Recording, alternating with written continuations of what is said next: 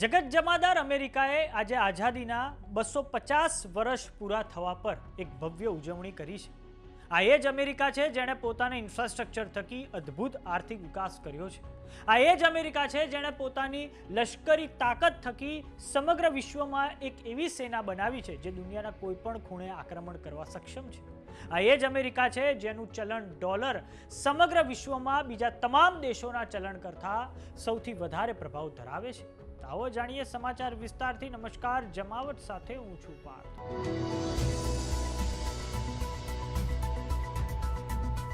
મહાસત્તા America જેને આઝાદ થયે આજે 250 વર્ષ પૂરા થયા છે।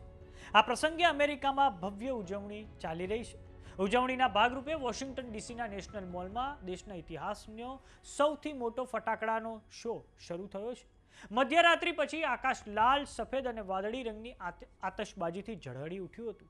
હજારો લોકોએ માથું ઊંચું કરીને આ નજારાનો આનંદ લીધો અને તેને પોતાના મોબાઈલ ફોનમાં કેદ કર્યો છે। નેશનલ મોલ પર તૈનાત અમેરિકી નૌકાદળના સુરક્ષા દળોના જવાનો પણ આ ઐતિહાસિક આતશબાજીનો વિડીયો બનાવતા જોવા મળ્યા હતા।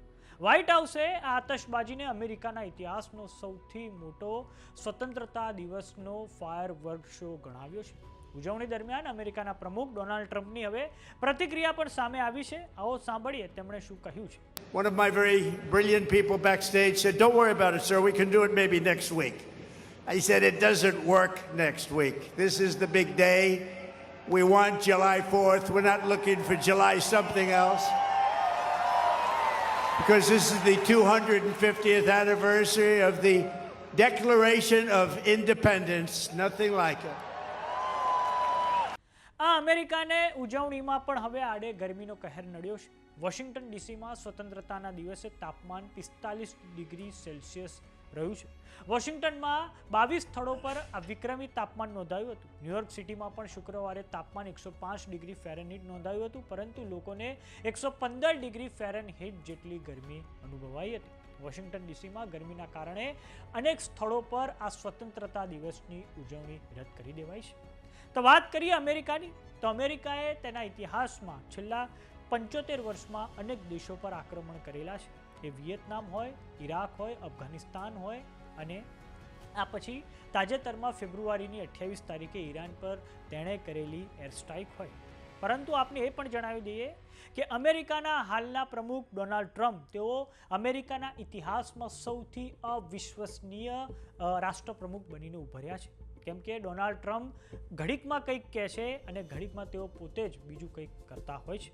આ ઉપરાંત વાત કરીએ ટ્રમ્પની, તો ટ્રમ્પે તેમના કાર્યકાળમાં અમેરિકાને પેરિસ ક્લાઇમેટ ચેન્જ અને વર્લ્ડ હેલ્થ ઓર્ગેનાઇઝેશનમાંથી તેમણે પાછું ખેંચી લીધું છે અને આ જ કારણે હવે વિશ્વ સમક્ષ જે ક્લાઇમેટ ચેન્જનો ખતરો છે તે વધારે હવે તેનું વધારે સંકટ હવે ઘેરાયું છે।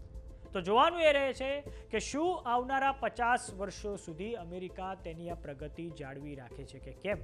એક તરફ ચાઇનાનો ઉદય થવા જઈ રહ્યો છે। ચાઇના પોતાને આગામી એક મહાસત્તા તરીકે જોઈ રહ્યું છે। ચાઇના માને છે કે અમેરિકા એક કાયમી હવે એક ટર્મિનલ ડિક્લાઇન પર છે, પરંતુ ચાઇનાનું જે ચલણ છે તે ડોલર જેટલું, જે એનો પ્રભાવ ડોલર જેટલો નથી। તો જોવાનું એ રહે છે કે આગામી સમયમાં ચાઇના અમેરિકાને કેટલી ટક્કર આપી શકે છે।